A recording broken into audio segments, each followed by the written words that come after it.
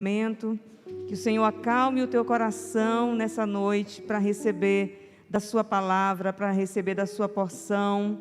Eu convido você a orar comigo nesse momento e que a sua casa seja cheia da presença de Deus, a sua casa seja cheia da graça do Senhor, que a tua casa nesse momento possa resplandecer a glória de Deus. Que apesar das notícias difíceis, dos momentos difíceis, que você tenha um grande motivo para celebrar nessa noite, que é a salvação em Cristo Jesus, e que você possa orar comigo pedindo ao Senhor consolo, conforto, força e alegria em nosso coração, que é o que nós estamos precisando muito nesse momento. Que o Senhor traga alegria e conforto para a nossa alma. Convido você a orar comigo agora. Pai querido, muito obrigada por estar na tua casa, muito obrigada por estar com os meus irmãos reunidos nos seus lares, pessoas, Senhor, de vários lugares que vão se conectando e que vão assistir essa mensagem alguns dias depois, alguns meses, não sei, mas que o Senhor vai falar ao coração. A nossa oração nessa noite, Senhor, é um pedido também de socorro, pedindo que o Senhor venha atender ao pedido do nosso coração, que o Senhor venha em nosso socorro diante das situações que nós temos vivido e nos traga alegria em meio à tribulação, transformando o nosso lamento em baile. Amém. Nós queremos nessa noite, Senhor, te prestar adoração. Apesar de toda a situação, nós somos feitos para o louvor da tua glória. E queremos celebrar aqui, junto com o Ministério de Louvor, com Michael, Pastor Javer, com a Samanta, e todos quantos estão aqui, Senhor, ao alcance da nossa voz, amém, através dessas redes sociais. Fala aos nossos corações, Senhor. É o que nós te pedimos nessa noite, em nome de Jesus. E eu convido você a ler comigo o Salmo 86, que fala desse inclinar do coração de Deus a ouvir o nosso clamor, a ouvir o necessitado e o aflito. O Salmo 86 diz assim: inclina, Senhor, os teus ouvidos e ouve-me, porque estou necessitado e aflito. Guarda a minha alma, pois eu sou santo. Ó Deus meu, salva o teu servo que em ti confia. Tem misericórdia de mim, ó Senhor, pois a ti clamo todo dia. Alegra a alma do teu servo, pois a ti, Senhor, levanto a minha alma. Pois tu, Senhor, és bom e pronto a perdoar, abundante em benignidade para todos que te invocam. Dá ouvidos, Senhor, à minha oração e atende a voz das minhas súplicas. No dia da minha angústia, clamo a ti, porquanto me respondes.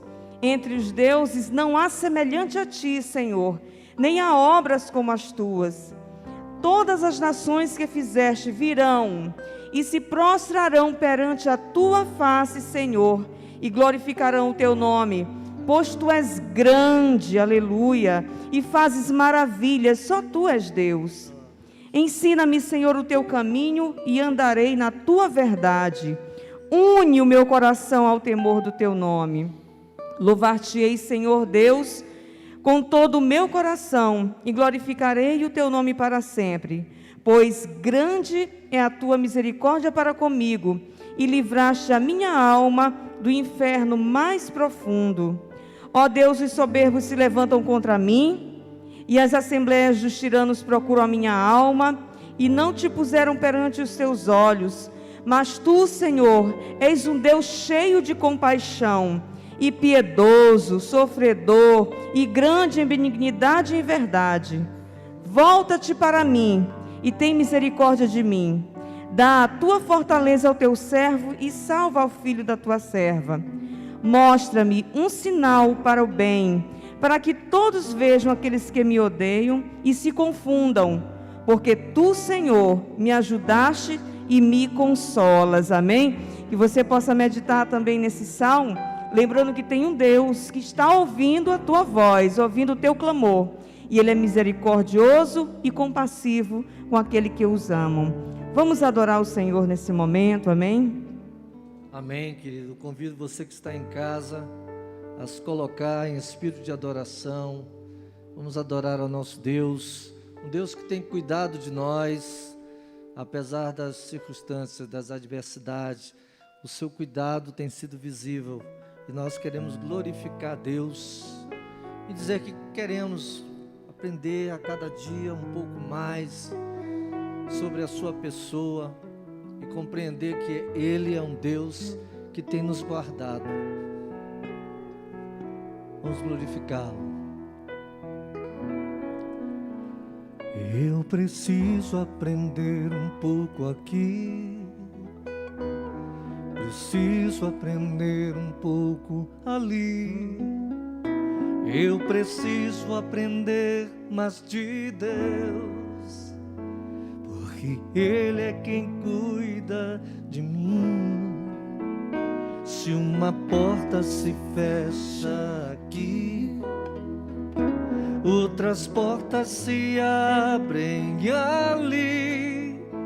Eu preciso aprender mais de Deus, porque Ele é quem cuida de mim. Deus cuida de mim. Diga essa verdade. Deus cuida de mim.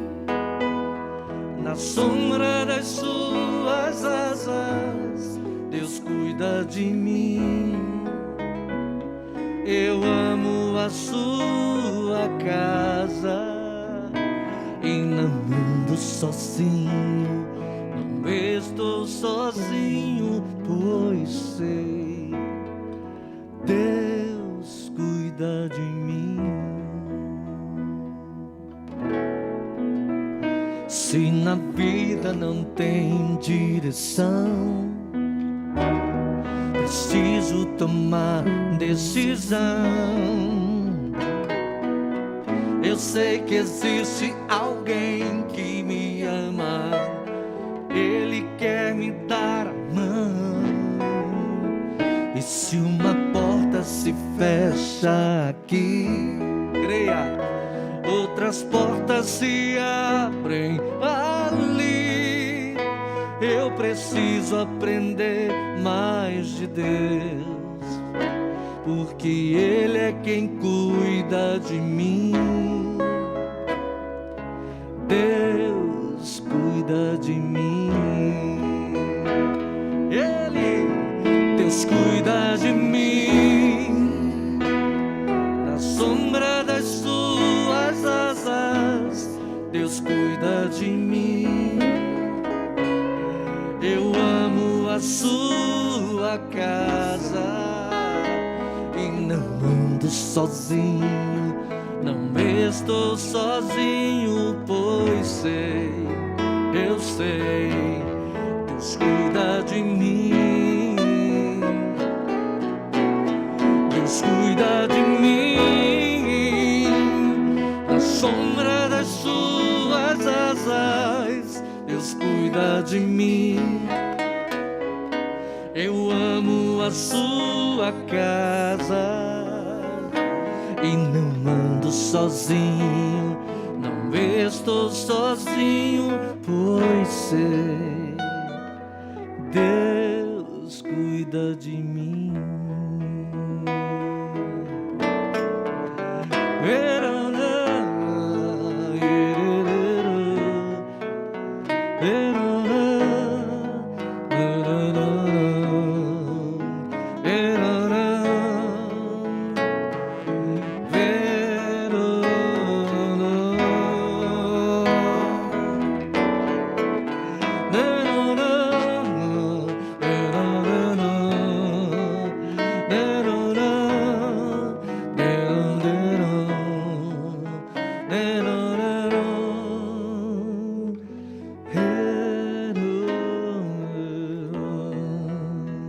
Aleluia, nós te louvamos, Deus, com o coração cheio de gratidão, pelo teu cuidado por nós, pelo teu amor, e sabemos que de tudo que possamos alcançar, a tua graça, a tua salvação é o nosso bem maior. O teu amor derramado na cruz, ó Deus, que mudou toda a nossa eternidade, Nós te somos gratos, somos pequenos, mas adoramos a um Deus que é maravilhoso. Somos pouca coisa, mas o Senhor nos ama sobremaneira. Nós te adoramos. Não é que eu seja tanta coisa, sou um grão de areia na imensidão, mas cabe quase o mundo inteiro no meu peito. Carrego todas as memórias, todos os sabores que daqui pra ver. Levo comigo os abraços que ganhei, mas se tiver que definir em uma só palavra, resumir a minha história numa só canção, se dessa vida eu levasse um só nome, Ele é Cristo. Tudo que eu vivi, todos os amores, terras que pisei, amigos que ganhei, não, nada é melhor. Não quero mais nada, eu encontrei meu Cristo. Tudo que eu vivi, todos os castelos, tudo que alcancei, tudo que eu nem sei, nada é melhor. Não quero mais nada, eu encontrei o meu Jesus.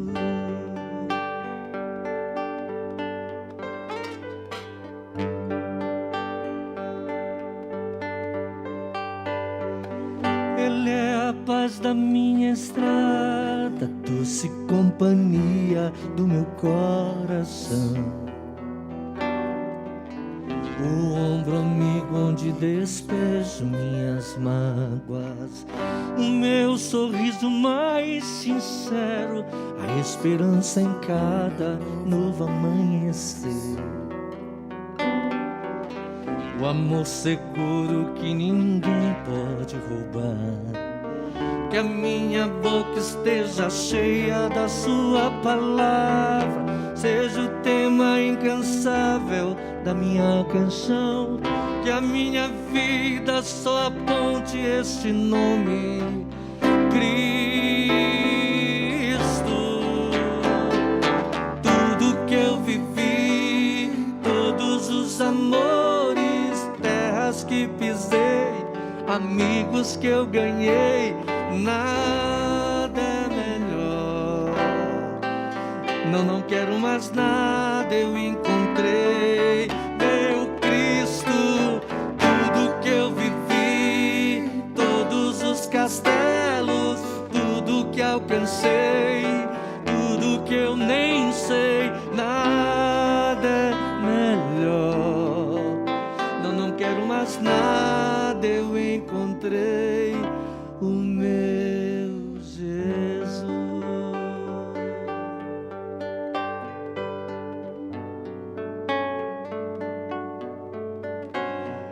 Nada é melhor. Não quero mais nada, eu encontrei o meu Jesus.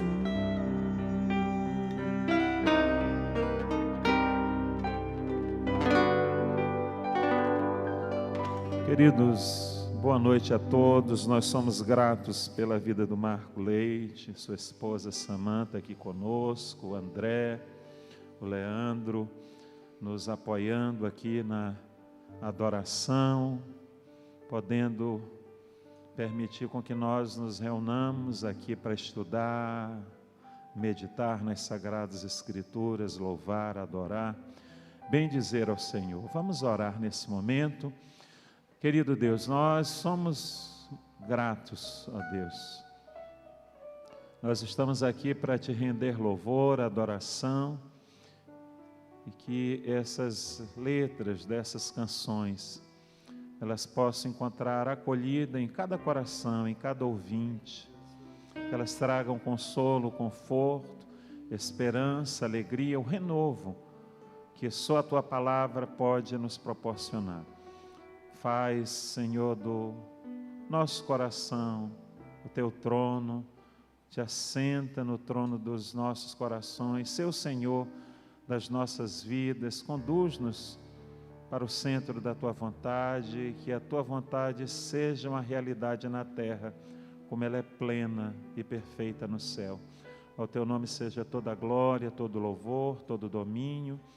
Queremos também orar por aqueles que estão com seus corações enlutados, chorando a perda de seus familiares, entes queridos. Nós te pedimos misericórdia, te pedimos, ó Pai, o consolo. Oramos para que o Senhor, que dá a paz que excede todo entendimento, possa enxugar dos olhos toda a lágrima, enxugar o pranto, consolar o coração, Deus, e preencher o vazio que ficou pela ausência de entes queridos, pessoas caras, amadas, filhos, esposos, irmãos. Deus, seja com cada família. Oramos e por fé já te agradecemos, orando em o nome e por amor a Jesus. Amém. Os amados podem tomar seus assentos. Nós vamos continuar estudando na primeira epístola de Pedro, capítulo 3.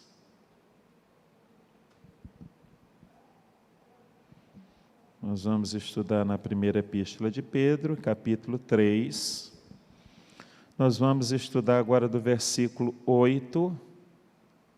A princípio, nós iremos ler os versículos de 8 a 11, de 8 a 12. Nós agora iremos meditar sobre a vida exemplar cristã. E ela só pode ser exemplar se for vivida na prática do amor fraternal.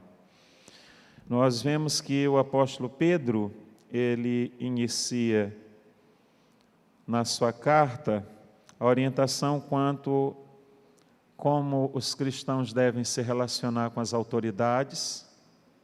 Depois nós vamos ver como os irmãos devem se relacionar com os seus senhores. Depois nós vamos ver como devem se relacionar os cônjuges. E agora nós vamos aprender como devem se relacionar os irmãos. Então, o apóstolo Pedro, ele vem da ordem decrescente, ele vem do maior para o menor. Como o cristão se relaciona com seus governantes, com as autoridades constituídas por Deus, com os soberanos, com os reis, no nosso caso, com presidente, governador, prefeito, os deputados, vereadores, as autoridades constituídas. A Bíblia diz que toda autoridade é constituída por Deus.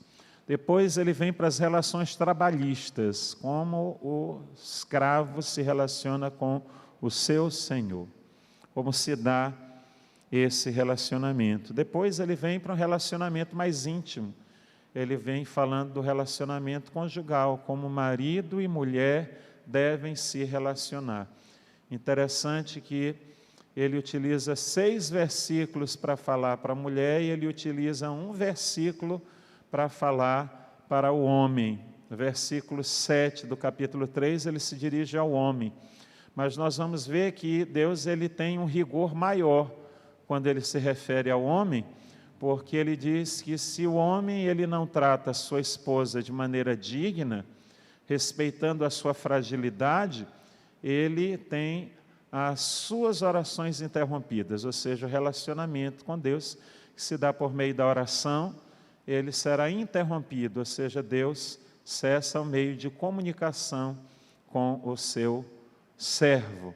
As orações são interrompidas. Então, parece-nos que as atribuições que o apóstolo Pedro apresenta são maiores para a mulher, ou para as mulheres, porque Deus usa mais versículos para falar com as mulheres, Eu, brincando com a minha esposa, dizia que é porque as mulheres gostam de conversar mais, então Deus gastou mais tempo conversando com as mulheres. Mas como os homens são mais práticos, Deus usa apenas um versículo, mas esse versículo, ele é muito incisivo, ele é muito objetivo, e ele vem como consequência a não obediência da orientação divina para o trato com a esposa, o rompimento da relação por meio das orações, ou seja, as orações, elas se tornarão impedidas, interrompidas. Deus está dizendo, Ele não vai atender as orações de quem não se porta corretamente na relação conjugal.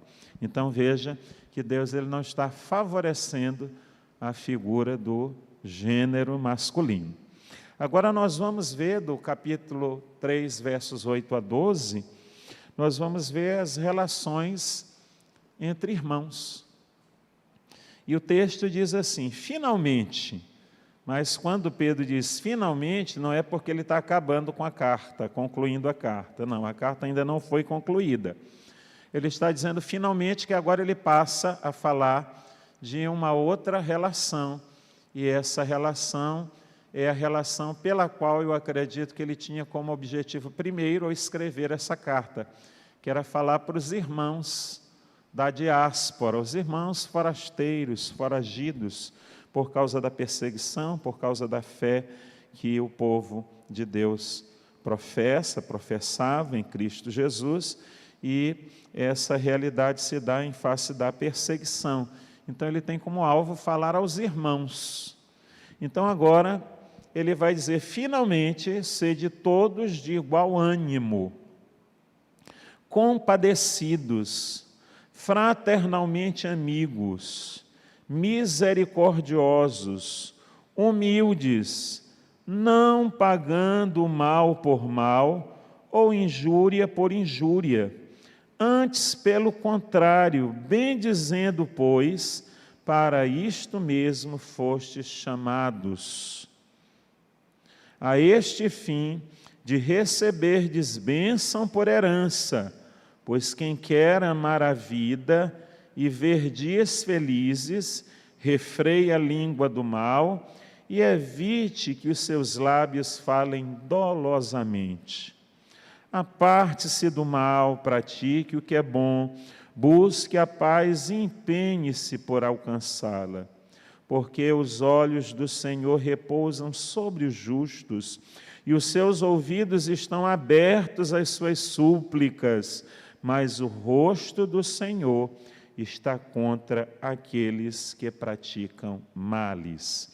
Então nós vemos que Deus agora reserva esses versículos, 4 versículos, para falar das relações entre irmãos. E esse é um texto muito oportuno, muito importante. Esse é o texto que fala sobre a vida exemplar nas relações fraternas, no relacionamento entre irmãos.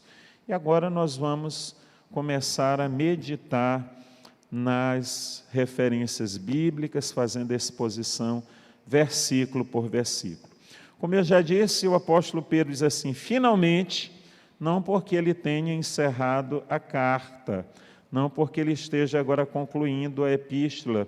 Nós sabemos que a epístola de Pedro, ela tem 5 capítulos, então ele não está concluindo a epístola, mas ele está agora dando início a um assunto que é primordial, essencial, é um objetivo que é uma prioridade de Pedro nessa carta, é de trazer orientação aos irmãos, e agora ele vem falando no relacionamento entre irmãos. Sede todos de igual ânimo.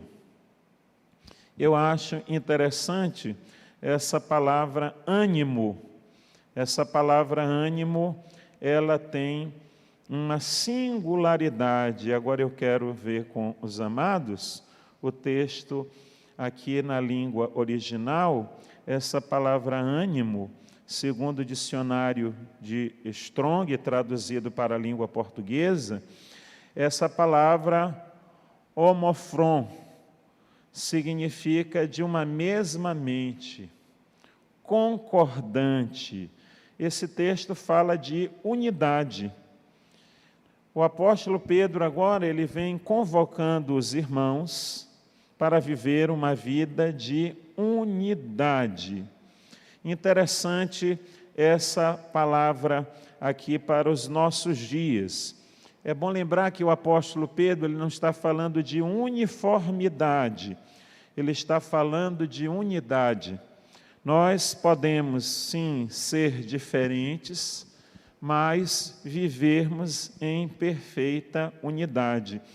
É bom compreender que a Bíblia, ela não está exigindo de nós uniformidade, ela não quer que nós sejamos padronizados, uniformizados, mas a Bíblia quer que vivamos em unidade. Finalmente, sede todos de igual ânimo. Sede de igual ânimo. E esse é um grande desafio para nós. Essa palavra, ela só aparece no Novo Testamento, nesse texto. Essa palavra só aparece uma vez no Novo Testamento, só aparece aqui nas Sagradas Escrituras, e a ideia que essa palavra dá é de unanimidade, ou seja, unânimes. E eu quero ver alguns textos nas Sagradas Escrituras em que a Bíblia nos convoca a viver em unanimidade. E aí eu quero ler aqui o texto com os amados. O Michael, ele vai projetar aqui o texto de Atos 4:32 e Filipenses capítulo 2, versículo 2. Nós devemos viver em plena e perfeita unidade. Então, Atos capítulo 4, versículo 32, a Bíblia nos diz assim: da multidão dos que creram, era um o coração e a alma. Ninguém considerava exclusivamente sua nenhuma das coisas que possuía, tudo, porém, lhes era comum. Eu queria ver se nós temos como colocar na tradução Revista e Atualizada. Está na Revista e Atualizada. Muito bem. Vê aí na Revista e Corrigida como é que fica essa tradução. Tem como colocar? Muito bem. E era um coração e alma da multidão dos que criam, e ninguém dizia que coisa alguma do que possuía era sua própria, mas todas as coisas lhes eram comum. Então, a Bíblia nos convida a viver uma vida de comunidade, ou seja, ter tudo em comum. Nós vamos ser diferentes e fazermos grande diferença se essa for uma realidade em nossas vidas, se essa for a realidade da vida da igreja. Se nós entendermos que nós não vivemos de maneira isolada, nós não vivemos para os nossos próprios interesses, mas nós vivemos uma vida de comunidade, uma vida de coletividade. Então, nós devemos viver em unidade. Eu quero ler mais uma vez. E era um o coração e a alma da multidão dos que criam. Aqui a alma aí é psique, coração, centro das emoções e vontades. Ou seja, todos culminavam para o mesmo fim e propósito. Não havia no relacionamento da igreja primitiva, nos primórdios da vida cristã, da comunidade cristã, uma realidade de controvérsias, de adversidade, mas Lucas, registrando Atos dos Apóstolos, ele diz que havia, muito pelo contrário, uma vida de uma plena unidade, uma consciência de comunidade. E ninguém dizia que coisa alguma do que possuía era propriamente sua, mas todas as coisas lhes eram comum. Que consciência e que bom seria que de fato nós pudéssemos viver essa realidade, que nós não vivêssemos para os nossos próprios interesses, mas que nós vivêssemos a compreensão de uma vida em comunidade, priorizando inclusive o outro, favorecendo, abençoando, sendo um com o outro. Vamos ver o próximo texto, Filipenses 2:2, são textos que nos chamam a atenção para essa vida de comunidade, de unidade que as Sagradas Escrituras nos orientam. Completei o meu gozo para que sintais o mesmo, tendo o mesmo amor, o mesmo ânimo, sentindo uma mesma coisa. O apóstolo Paulo, escrevendo aos Filipenses, ele também convoca aquela igreja a viver em um só pensamento, em uma só unidade, em um só propósito, com um só objetivo. Quando isso falta na vida da igreja, nós daremos lugar a porfias, nós daremos lugar a ciúmes, nós daremos lugar à discórdia, nós daremos lugar à competitividade, nós daremos lugar a problemas de toda sorte. Então, quando a unidade da igreja ela é comprometida, toda a sua ação também fica comprometida. E uma igreja que, de fato, ela vive em perfeita unidade, em plena unidade, ela é bem-sucedida em seus projetos, em seus planos, na realização da comissão da tarefa que Cristo nos confiou. Então, que nós possamos entender que a unidade é prioridade para os relacionamentos no que diz respeito à vida de comunidade. A unidade da igreja não é sinônimo de uniformidade, mas de cooperação em meio à diversidade. Tem um texto interessante que é muito utilizado, e esse texto, inclusive, a gente atribui a Santo Agostinho, mas segundo uma pesquisa que eu fiz a respeito desse texto muito conhecido, esse texto é de autoria, ele foi pronunciado pela primeira vez pelo luterano no século XVII, e o nome desse luterano é Rupertus Meldinus, é o nome do autor desse texto, dessa frase, que muitas vezes nós atribuímos a Santo Agostinho. E o que esse texto nos diz é que nas coisas essenciais, unidade, nas não essenciais, liberdade, e em todas as coisas, o amor.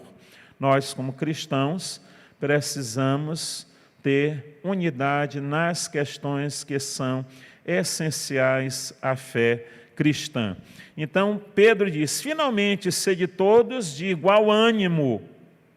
E aí ele vai usar outras palavras também muito importantes. Ele vai usar a palavra compadecidos. Essa palavra compadecidos, ela também é muito importante, muito necessária, indispensável para a vida cristã. A palavra compadecidos, compaixão, é ver a vida com os olhos do outro, é sentir a dor do outro, é sentir na própria pele. Não é estando ao lado do outro, mas estando dentro, na perspectiva do outro, na realidade do outro. A palavra de Deus, ela nos ensina a nos alegrarmos com aqueles que se alegram e chorar com aqueles que choram. Ou seja, nós precisamos ter empatia, e é isso que o apóstolo Pedro está convocando os cristãos, que eles sejam compadecidos, que eles tenham compaixão. E eu quero ler um texto aqui que fala sobre essa realidade, em 1 Coríntios, capítulo 12, versículo 26. 1 Coríntios 12, 26...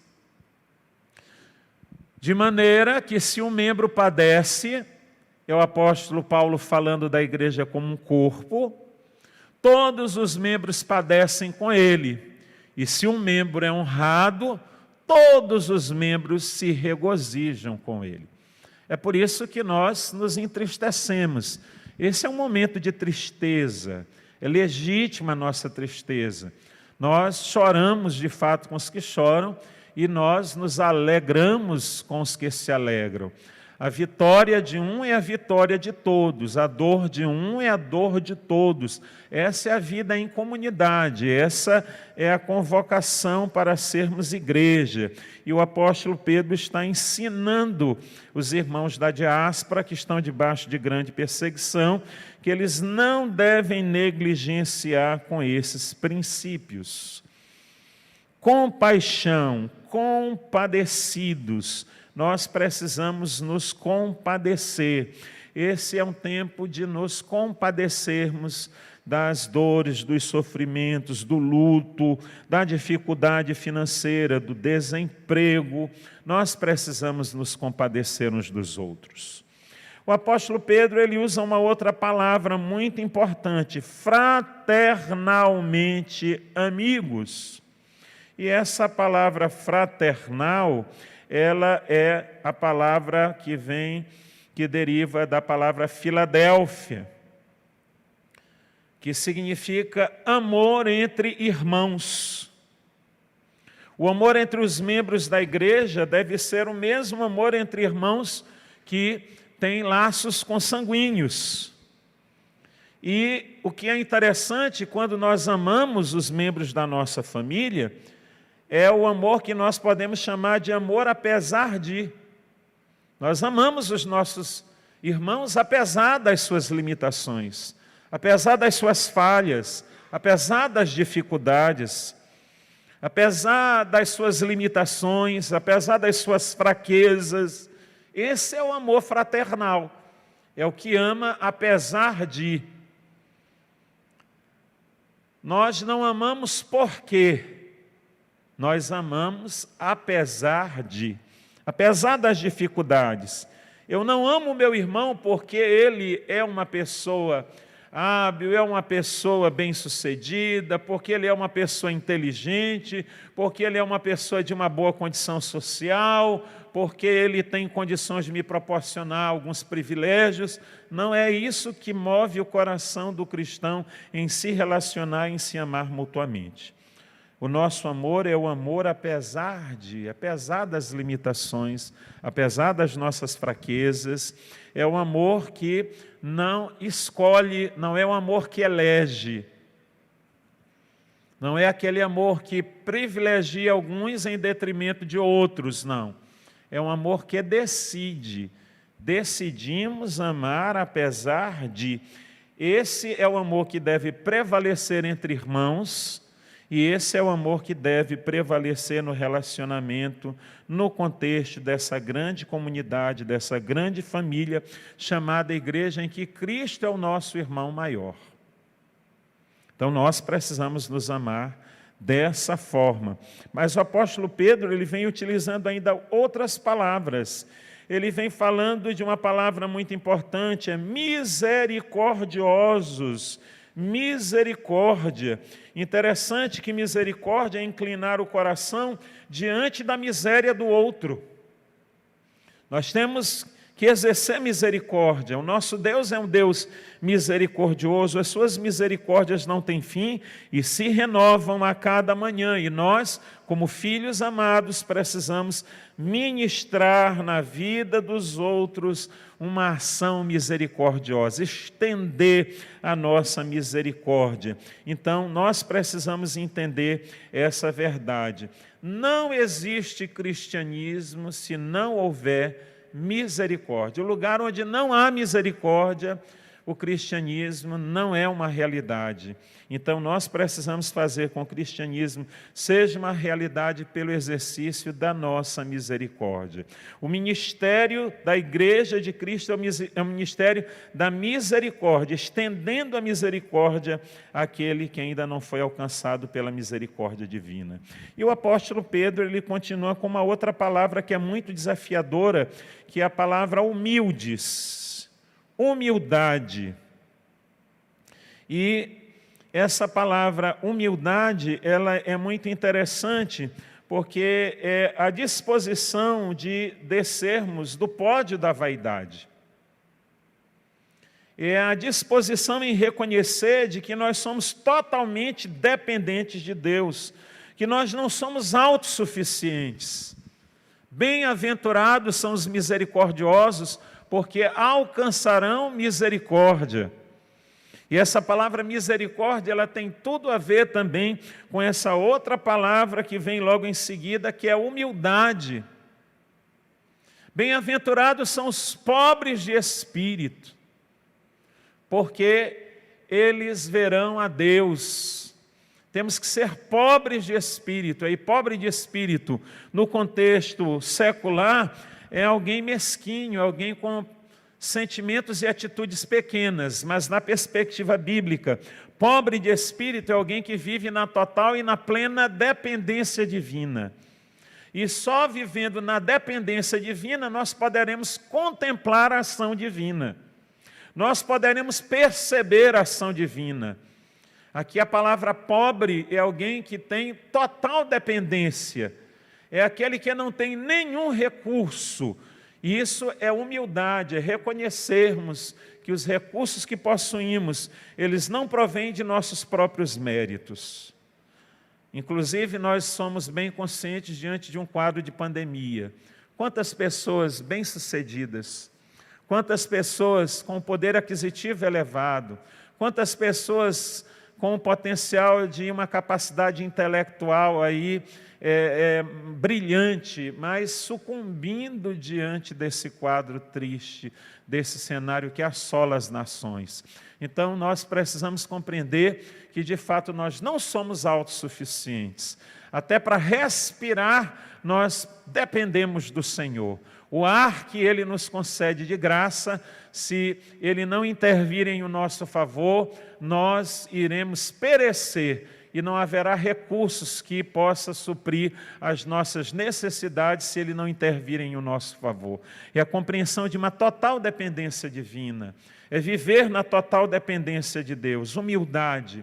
Humildade também para com o outro, nas nossas relações interpessoais. Não assumirmos uma atitude de arrogância, prepotência, achando que somos de alguma forma superiores, melhores a quem quer que seja. Independente da sua condição social, independente da sua cor, independente da sua religião, da sua raça, nós não podemos agir com um ar de superioridade. Isso é anticristianismo, isso é uma atitude anticristã. Quem age dessa maneira está contrariando o Evangelho de Cristo Jesus. Então nós precisamos entender essas verdades. Vejam quantas verdades o apóstolo Pedro ele vem nos apresentando e também nos advertindo. Então, lendo o texto novamente, o versículo 8, finalmente, sede todos, não são alguns. Essa orientação é para todos os irmãos, todos aqueles que vieram a fazer parte da família de Deus por intermédio de Cristo Jesus. De igual ânimo, ou seja, não deve cada um ter um ânimo diferente, uma disposição de coração diferente, ou seja, tenham a mesma disposição de coração, culminando na pessoa de Cristo Jesus. Sejam compadecidos, fraternalmente amigos, misericordiosos e humildes. Versículo 9. Esse texto é maravilhoso, mas é um grande desafio para mim e para você. Não pagando mal por mal. Esse é um grande desafio, porque por natureza nós queremos exercer a nossa justiça própria. Nós vamos enfrentar a dificuldade em obedecer essa orientação divina, porque por natureza nós queremos exercer justiça própria, não pagando mal por mal ou injúria por injúria. Alguém caluniou você, cometeu um ato de injustiça contra você. A nossa iniciativa primeira, a nossa reação é de nos posicionarmos com uma atitude de retribuição. Antes, pelo contrário, bem dizendo, pois para isto mesmo foste chamado, a fim de receberdes bênção por herança. Interessante essa orientação do apóstolo Pedro. Não pagando mal por mal ou injúria por injúria. Tem algum texto, ou mais de um texto, tem vários textos nas Sagradas Escrituras que vão culminar nesse mesmo propósito, nessa mesma orientação. E eu quero ler o texto aqui com as palavras do próprio Jesus. Mateus capítulo 5, versículo 44. Mateus capítulo 5, versículo 44, Jesus diz assim: Eu, porém, vos digo, amai os vossos inimigos e orai pelos que vos perseguem. Isso é cristianismo. Cristianismo é amar inimigo e orar em favor daqueles que se levantam para nos perseguir. Isso é Evangelho de Jesus Cristo. Quero viver o Evangelho de Cristo, eu preciso amar o meu inimigo. E esse amor não é um sentimento que se sente, é uma decisão que se toma, porque senão ele não poderia ser apresentado na forma imperativa. Amai os vossos inimigos, é uma ordem. Jesus ele não está sugerindo que nós amemos os nossos inimigos. Como o Senhor, ele está ordenando. Aí o capítulo 5 é o capítulo que inicia a ética do cristianismo. Aí é como se fosse a constituição do reino de Deus. Assim como Moisés, ele subiu ao monte e recebeu de Deus as tábuas da lei, Jesus, no início do seu ministério, o primeiro sermão, é o sermão do monte ou da montanha. Jesus, como Moisés, ele sobe até a montanha, até o monte, e lá ele profere a constituição do reino de Deus. E na constituição desse reino, na ética desse reino, os valores desse reino consistem em amar inimigo. Por isso que o evangelho ele não é para qualquer um. É por isso que Jesus disse que larga é a porta que dá para a perdição, mas estreito é o caminho para a salvação. Porque viver sob essa ética é um desafio constante, diário, é matar a nossa própria vontade, é matar o velho homem, é sufocar a autojustiça para que a justiça divina prevaleça. É o exercício da fé, de confiarmos que Deus é justo o suficiente para agir em o nosso favor. E é bom lembrar que esses irmãos estão debaixo de perseguição, de sofrimento, de acusação, de injúria, de difamação.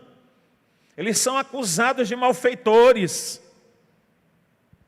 E o apóstolo Pedro, que ele orienta, ele diz, olha, não pague o mal com o mal, porque é o mesmo Pedro que está diante de Jesus, no cenário do Sermão da Montanha, e orientado por Jesus que o princípio do reino é amar aqueles que se levantam como os nossos inimigos. É orar por aqueles que nos perseguem. Se você tem alguém que lhe odeia, estenda a sua destra de comunhão, estenda a sua mão de amor e ofereça o perdão para essa pessoa e ame essa pessoa como uma decisão. Primeiro você proclama, primeiro você declara, primeiro você dispõe o coração e depois o Espírito Santo ele vai gerando no seu coração o sentimento como resultado de uma atitude de fé e a disposição do seu coração em obedecer a palavra de Deus. Primeiro você crê e age, e depois o Espírito Santo interfere, e aí vem o sentimento de paz em relação àquela pessoa que outrora você tinha tanto sentimento de ódio, de ressentimento, de angústia, e o Espírito Santo vai fazendo a obra que só Ele é capaz de realizar. Por isso, em o nome do Senhor Jesus, não pague o mal por mal. Isso não é cristão. Pagar o mal com o mal não é cristão. Ah, mas eu tenho uma situação e essa situação eu fui lesado, então você vai buscar a justiça humana. Lembrando que Deus constituiu as autoridades para que elas sejam seus representantes na realização da sua justiça. Mas você vai agir pelos meios legais e não pela sua autojustiça. Em o nome de Jesus, compreenda essas verdades, essas realidades, porque é assim que a Bíblia nos orienta. Ou injúria por injúria, ou seja, alguém que caluniou, alguém que falou mal, alguém que lhe cometeu uma injustiça e agora você se vê prejudicado em face da injustiça que você sofreu. Mas não seja você mesmo quem retribua. E se é uma situação que é um caso de justiça, que você permita que a justiça haja, mas sem que você fique desejando o mal que você deseje que o outro seja mal-sucedido, que você deseje que Deus dê cabo da vida do outro, que você tenha esse tipo de sentimento, nutrindo esse sentimento no seu coração, porque isso não deve ocupar a mente do cristão. Outro texto que eu quero ler com os amados é Romanos capítulo 12, versículo 17. Romanos 12, 17. Diz assim: não torneis a ninguém mal por mal. Mesmas palavras do apóstolo Pedro. Esforçai-vos por fazer o bem perante todos os homens. Ou seja, deve haver um esforço, porque às vezes não é possível você realizar algo em favor de alguém se antes você não empreender um esforço em face das palavras caluniosas, em face da injustiça que a pessoa cometeu contra você, em face das situações que você, porventura, tem enfrentado. Então, em nome do Senhor Jesus, entenda, isso é Bíblia, isso é Evangelho de Cristo Jesus, isso é cristianismo. Viver essa realidade é viver o cristianismo, é o cristianismo como estilo de vida. Outro texto que nós vamos estar lendo, 1 Coríntios, capítulo 4, versículo 12.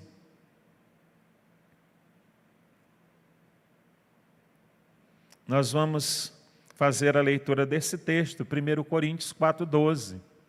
E nos afadigamos, trabalhando com as nossas próprias mãos, quando somos injuriados, bendizemos, quando perseguidos, suportamos. Aí o apóstolo Paulo, agora falando aos irmãos da igreja de Corinto, uma igreja que não vivia essa realidade de unidade, era uma igreja com muitas adversidades, muitos conflitos. Eles ainda não haviam aprendido a viver a vida em comunidade, a buscar a ter tudo em comum e não se sentir superior diante do outro. E eles tinham sérios problemas. E agora Paulo ele apresenta o seu próprio testemunho.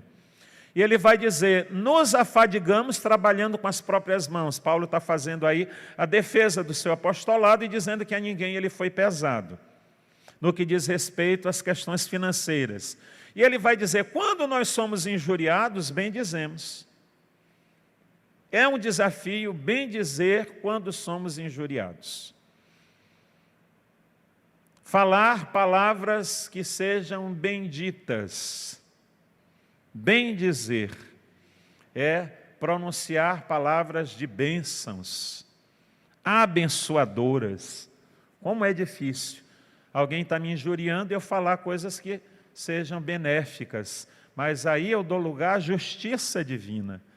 Quando eu saio da frente de Deus com a minha autojustiça, eu cedo lugar a Deus para agir com a justiça divina. Muitos dos nossos problemas não são resolvidos, às vezes no relacionamento conjugal, relacionamentos interpessoais, dentro da própria igreja, porque nós não damos espaço para Deus agir.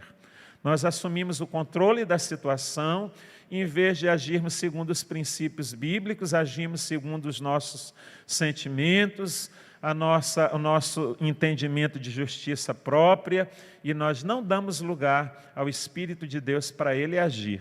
E ainda ficamos angustiados, abatidos, revoltados, e achando que Deus poderia intervir, mas de repente eu posso ser um empecilho para a intervenção divina, para que Ele possa agir, intervir e executar a sua justiça.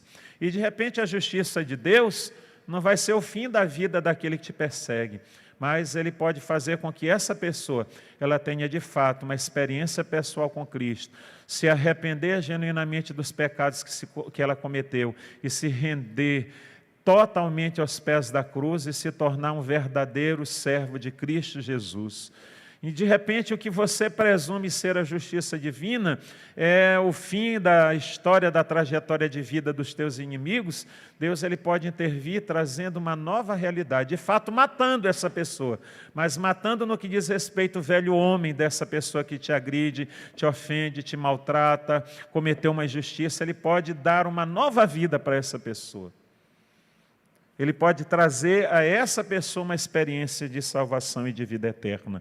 Então, de repente, a justiça de Deus, ela pode se manifestar de uma forma bem diferente daquilo que você idealizou, daquilo que você imaginou. Vamos ser cristãos, Nós precisamos, de fato, de um cristianismo genuíno, de um cristianismo verdadeiro, de um cristianismo autêntico, porque se nós não testemunharmos um verdadeiro cristianismo, muito em breve o Brasil também se tornará uma nação pós-cristã.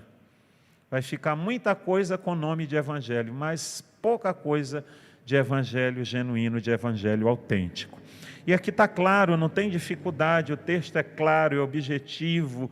Aqui você não precisa aqui matar muito a cabeça, fazer tantas pesquisas, uma dificuldade com hermenêutica, com exegese, com etimologia da palavra na sua língua original. O texto está claro, só requer de mim e de você uma disposição para obedecer. Não pague o mal por mal, nem injúria por injúria, antes, pelo contrário, bem dizendo, para isto mesmo foste chamado. Nós fomos chamados para ser bênção. Quando Abraão é chamado por Deus, ali a partir do capítulo 12 de Gênesis, Deus ele vai dizer para Abraão, em ti serão benditas todas as famílias da terra. Deus não chamou Abraão para amaldiçoar as famílias. As famílias já vivem debaixo de uma maldição, desse apartamento de Deus, sem uma relação, sem comunhão, sem conexão com os céus. Então, o que nós devemos fazer é ser bênçãos, onde quer que sejamos. Então, foi para isso que Deus nos chamou. Foi para isso que Deus chamou o Marco Leite, foi para isso que Deus chamou a Samanta, foi para isso que Deus chamou o pastor Jave, a pastora Lana, foi para isso que Deus nos chamou, para que sejamos bênçãos. O chamado de Deus é esse. A bênção celestial, pois para isto mesmo foi chamado, a fim de receberdes bênção por herança. Nós precisamos entender que o sofrimento ele faz parte da vida cristã. O crente ele foi chamado para esse enfrentamento. Mas nós devemos sofrer por causa da prática da justiça. E recebemos por herança as bênçãos celestiais.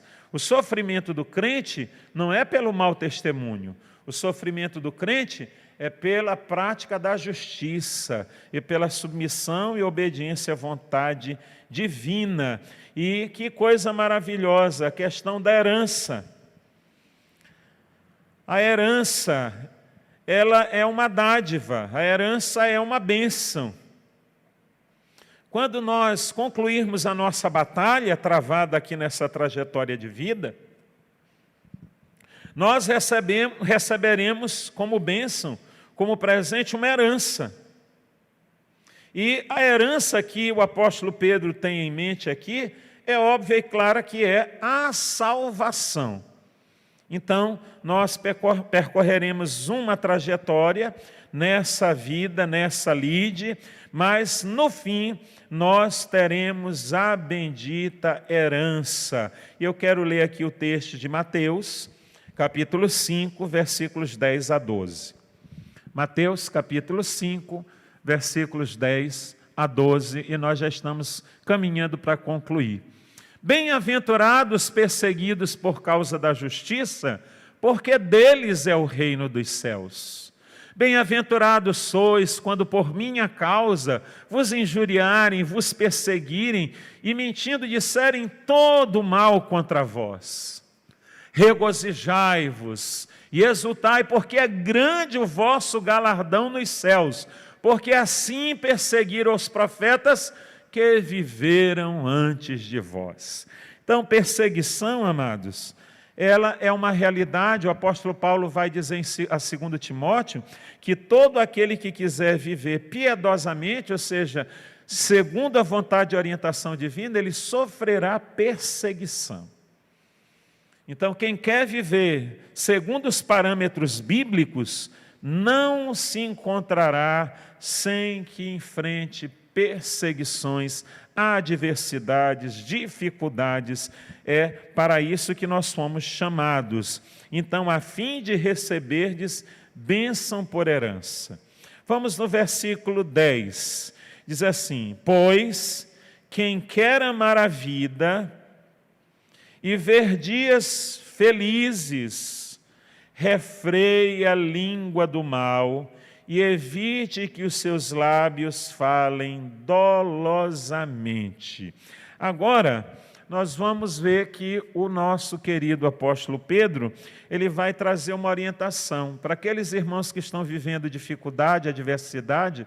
Ele diz assim: se vocês querem viver uma vida tranquila, se vocês querem viver bem, vocês amam suas próprias vidas, vocês dão tanto valor assim à sua vida, então tem um princípio a ser percorrido, a ser aplicado.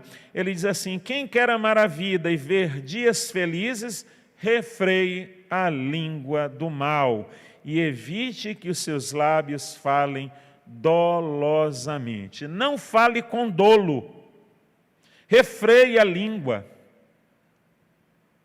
Nós precisamos, aí nós temos o apóstolo Tiago, que fala com precisão acerca da condição da comunicação humana, da língua, e essa habilidade que nós temos aí para usá-la para nos autodestruirmos.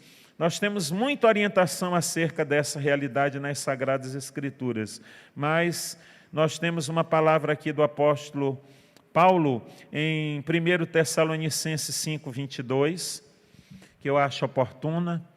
1 Tessalonicenses 5:22, Paulo diz assim: abstendo-vos de toda forma de mal. Nós temos que nos abster de toda forma de mal. E essa forma de mal pode ser comunicada, pode ser transmitida por meio de uma comunicação que ela é dolosa, que ela injuria, que ela difama. Então nós precisamos guardar a nossa boca, a nossa comunicação deve ser saudável. Tem outro texto do Salmo 141, versículo 3, que é uma oração que todo crente deveria fazer. É a oração que o salmista faz e que eu acho pertinente. Salmo 141, versículo 3, diz assim: põe guarda, Senhor, a minha boca e vigia a porta dos meus lábios. Ou seja, esses irmãos estavam em uma situação bem difícil e agora Pedro tem uma orientação: seja prudente quanto ao falar, seja prudente na sua comunicação, seja prudente em o nome de Jesus, que nós possamos nos apartar do mal e nós não venhamos nos comunicar de forma dolosa. Infelizmente, nós vemos cristãos ou cristãos nominais se comunicando de forma dolosa. Então, ninguém pode ser feliz se não tiver sabedoria na sua forma de se comunicar, se você não tiver habilidade para se comunicar. E por fim, nós vamos ver que o apóstolo Pedro ele está convocando esses irmãos a buscar a paz. E a paz ela precisa ser buscada. Nós precisamos nos empenhar para que possamos alcançá-la. A palavra de Deus nos exorta repetidamente, várias vezes, para que nós vivamos em paz e vivamos em paz com todos. E um texto que eu quero ler está em Hebreus capítulo 12, versículo 14. Hebreus 12, 14. E nós já vamos concluir agora. Esse texto é muito especial. Nós deveríamos tê-lo em mente. Diz assim: segui a paz com todos e a santificação, sem a qual ninguém verá o Senhor. Segui a paz com todos e a santificação, sem a qual ninguém verá o Senhor. Nós precisamos buscar a paz. Busquem a paz, sigam a paz, que a paz seja o nosso alvo, seja o nosso marco, e que essa paz ela seja com todos. E a santificação, o ato de nós vivermos uma vida separada para Deus. Então, se nós vivemos uma vida separada, a nossa comunicação precisa ser diferente. E a Bíblia diz que se nós não vivermos tendo como alvo para as nossas vidas a paz, tendo como objetivo uma vida de santificação, isso se torna impossível no que diz respeito ao nosso relacionamento. Nós não teremos como resultado uma comunhão plena com o Senhor.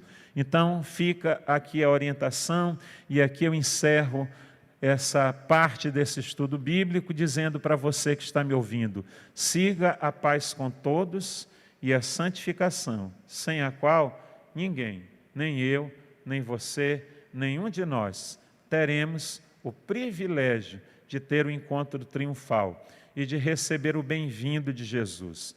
Sem a paz e a santificação, nós não contemplaremos a face do nosso Mestre. Nós não nos prostraremos rendidos aos seus pés. Então, busque, do que depender de vós, o apóstolo Paulo vai dizer, tenha paz com todos. Do que depender de vós, porque às vezes é uma paz que não depende só de mim, ela também depende do outro, mas deve haver sempre no meu coração a disposição para ser um mensageiro da paz, para ser um instrumento de paz, para ser um pacificador. Eu oro para o príncipe da paz, que encha o teu lar, o teu coração, a tua vida, a nossa igreja, a nossa comunidade, com a sua doce paz. Eu convido aqui o Ministério de Louvor, e nós vamos estar orando nesse momento. Eles estarão adorando ao Senhor com uma canção.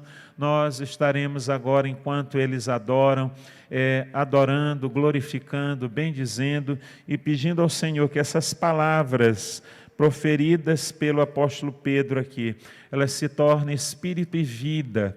E eu tenho certeza que você que está me ouvindo, você está compreendendo a sua necessidade de colocar essa realidade em prática na sua vida, na autoridade do nome de Jesus. Na autoridade do nome de Jesus. Você deve lembrar que em Cristo Jesus você é bênção do Senhor. Você foi constituído como bênção de Deus, bênção para o seu lar, bênção para a sua sociedade, bênção para a sua comunidade de fé, bênção para a sua família, bênção para as nações. E, Senhor, eu sou bênção em tuas mãos. O meu destino é ser bênção, o meu desejo é abençoar, o meu desejo é viver para a tua glória. Adore ao Senhor nesse momento, em o nome de Jesus. Dos montes corre para o mar, teu rio de amor por mim. Eu abrirei meu coração, deixando a tua cura entrar. Me alegro por te pertencer, levantarei as minhas mãos.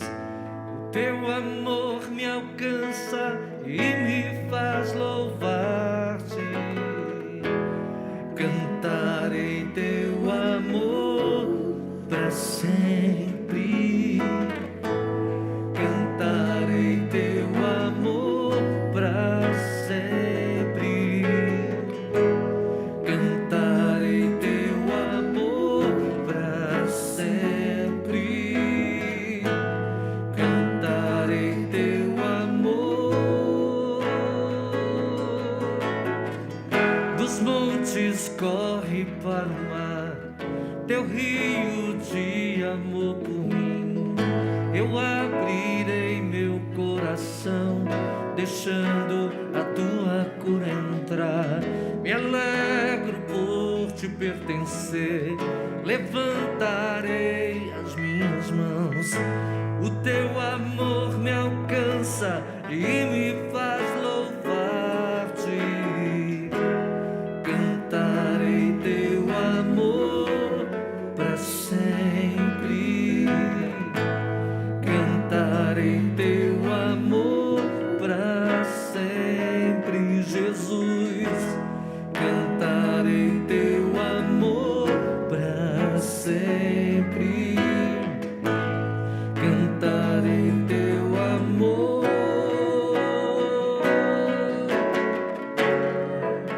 Meu coração exulta de alegria, eu canto. Se o mundo conhecer a ti, ele se encherá com a tua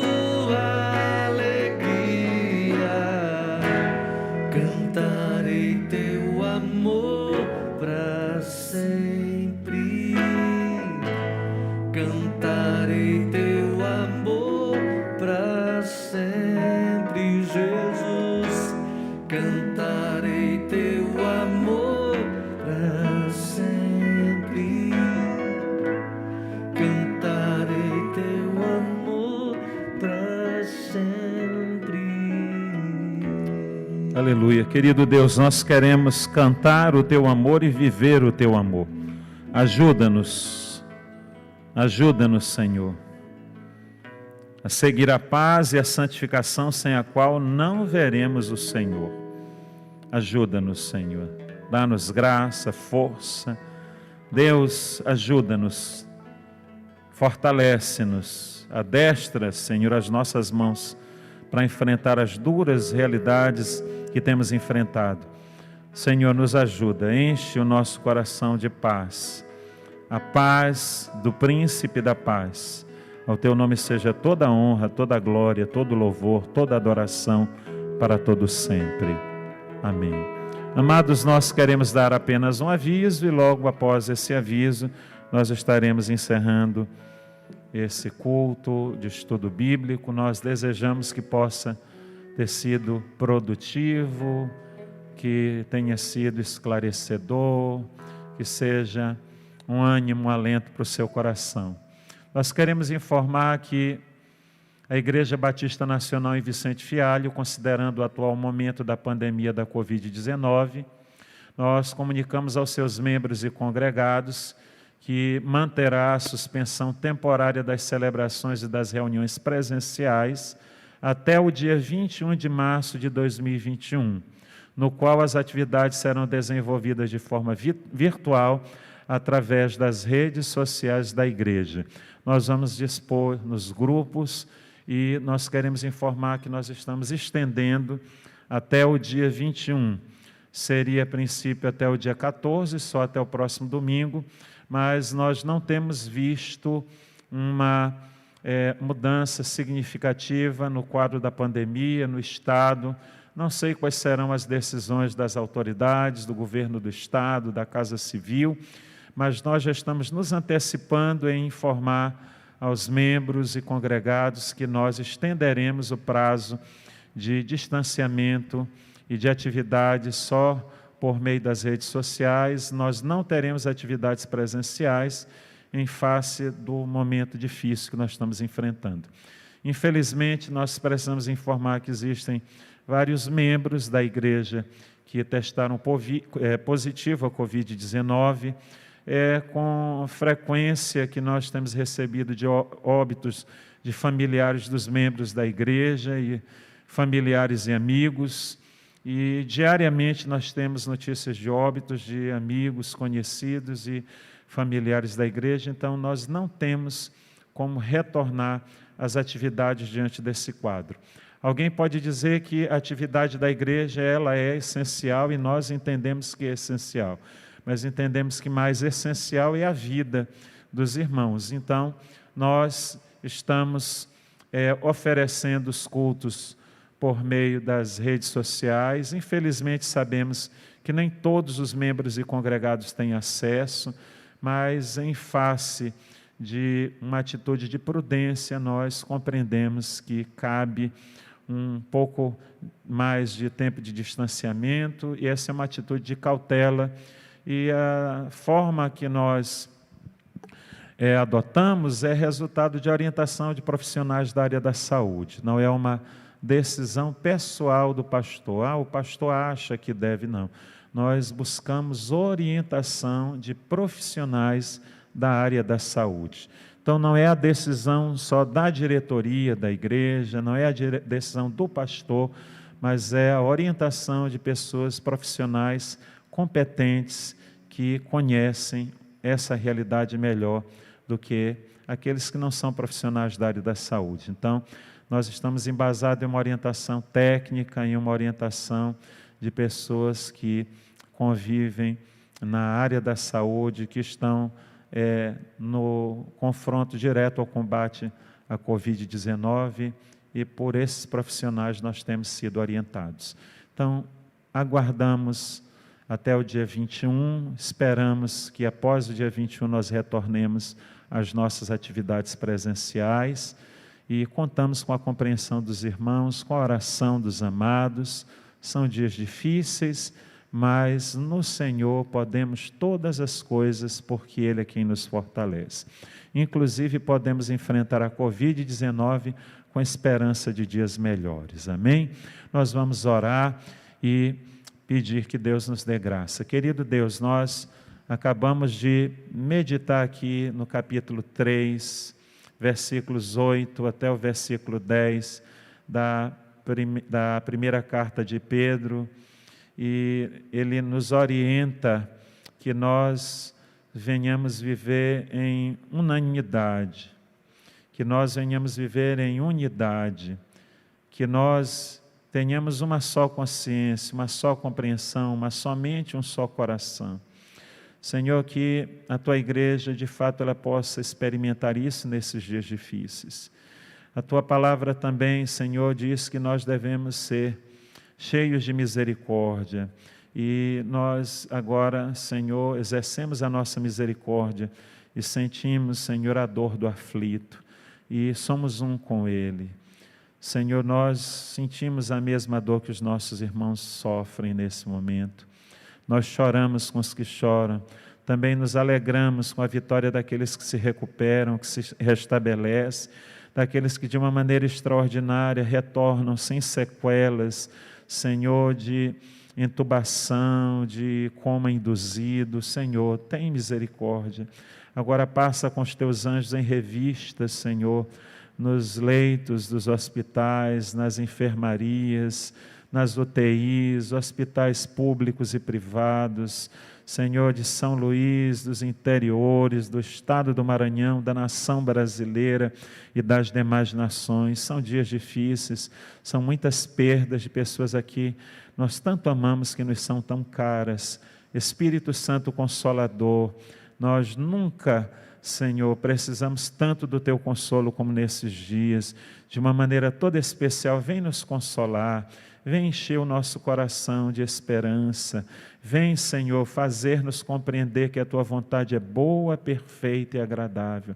Leva-nos agora na Tua paz, e que o amor de Deus e Pai, a graça de Cristo Jesus, a comunhão e a consolação do Espírito sejam com todos que abençoados dizem amém.